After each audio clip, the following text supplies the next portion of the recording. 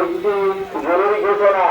এতে দ্বারা সর্বসাধারণের অবগতির জন্য জানানো যাচ্ছে যে গৌরনদী পয়সরহাট কোটালীপাড়া গোপালগঞ্জ সড়কের কোটালীপাড়া উপজেলা সংলগ্ন পশ্চিম পাড় এলাকায় অবৈধভাবে সড়কের উভয় পার্শ্বে সরকারি জায়গায় বিভিন্ন ধরনের স্থাপনা যেমন দোকানঘর, হোটেল, রেস্তোরাঁ ইত্যাদি গড়ে উঠেছে।